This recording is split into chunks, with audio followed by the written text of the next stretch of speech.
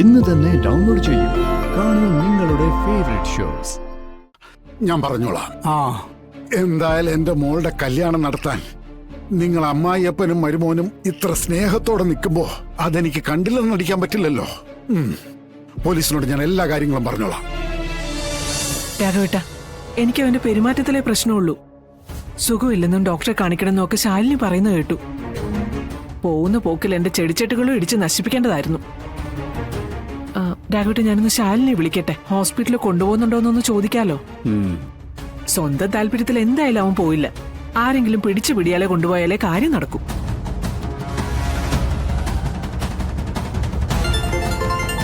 സത്യമയാണല്ലോ. ഇനിയും വിവരം അറിഞ്ഞിട്ട് വിളിക്കുന്നതാണോ? എന്താ പറയണ്ടേ? സത്യമേ പറഞ്ഞു.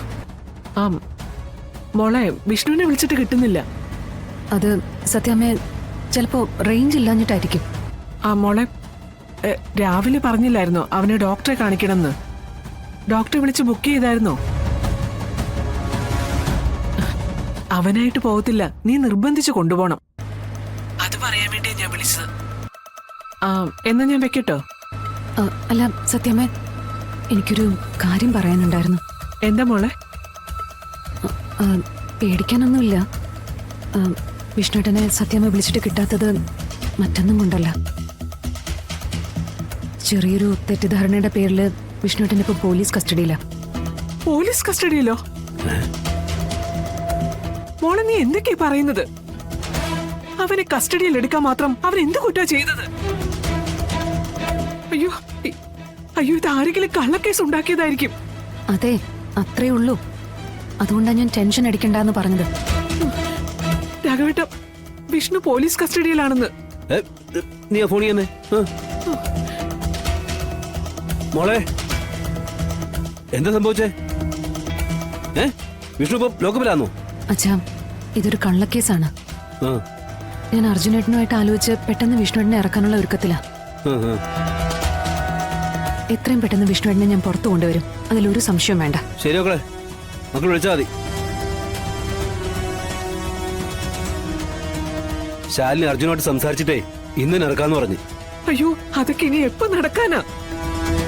നമുക്ക് നമ്മുടെ MLA ശശിധർ സാറിനെ ഒന്ന് വിളിച്ചാലോ? വിഷ്ണുവിനെ രക്ഷിക്കാൻ ഉറപ്പ് നൽകിയിരിക്കുന്നതേ ജില്ലാ കളക്ടറാ. ഇതിൽ പറയും വേറെ ഒരു ഉറപ്പ് നമുക്ക് എവിടെ കിട്ടാനാ? എന്നാലും രാഘവേട്ടം, അത് ഭാമേ, നീ സമാധാനിട്ടിരിക്കേ. എല്ലാ കാര്യങ്ങളും ശാലിനി നോക്കോളും. അവന് ഇറക്കുമെന്ന് അവള് പറഞ്ഞാ അവൾ ഇറക്കിയിരിക്കും. എന്നാലും രാഘവേട്ട, എന്റെ മനസ്സമാധാനത്തിനാ ഒന്ന് വിളിക്കുന്നത്.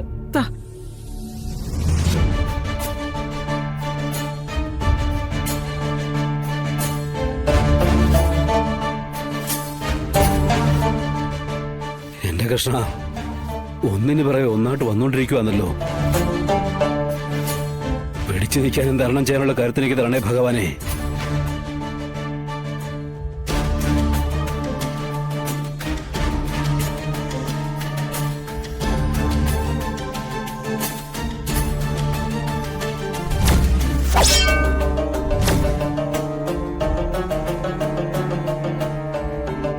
മക്കളെടാ, നിന്റെ ഒരു ബീഡി എടുക്കാണ്ടാടാ? ഇല്ല മാമ. പിന്നെ നിന്നെയൊക്കെ എന്തിനു കൊള്ളാടാ? കഷ്ടം.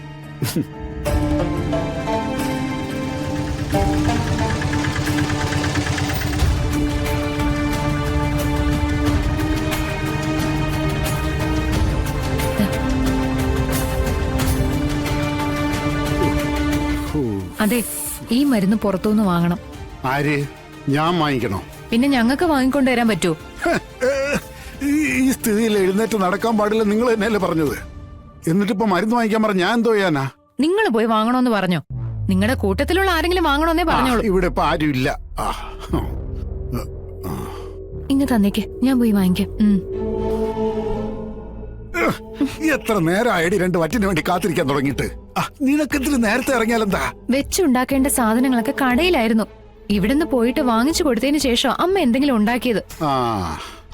ബീഡി വാങ്ങിച്ചായിരുന്നാ? എടി, നിന്നോട് പറഞ്ഞില്ലായിരുന്നോ വരുമ്പോ ഒരു പാക്കറ്റ് ബീഡി വാങ്ങിച്ചോണ്ട്?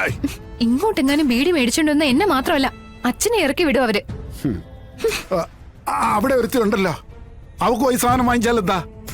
അവളെ കൈക്കിട്ട് ആരെങ്കിലും കടിക്കോടി. എന്റെ പൊന്നച്ഛ ഇവിടെയെങ്കിലും ഒന്ന് മര്യാദയ്ക്ക് ഇരിക്കും.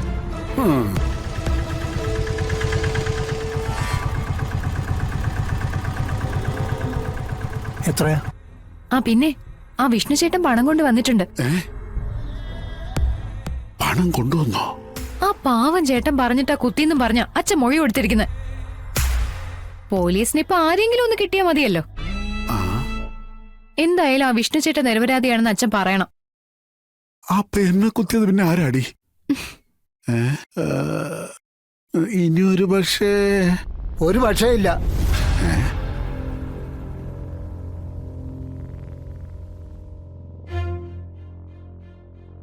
വേലായുധാ, നിന്നെ കുത്താനുള്ള കൊട്ടേഷൻ ഞങ്ങൾ വെച്ചതല്ല. അങ്ങനെ ഞങ്ങൾ തീരുമാനിച്ചെങ്കിൽ നീ നേരത്തെ തന്നെ മുകളിലേക്ക് കെട്ടിയെടുത്തേനെ. ഒരല്പം മനസാക്ഷി ഉണ്ടായിപ്പോയി. അതാ ഞങ്ങൾക്ക് പറ്റിയ അബദ്ധവും. അപ്പൊ പിന്നെ എന്നെ കുത്തിയത് ആരാ? ചാച്ചപ്പൻ.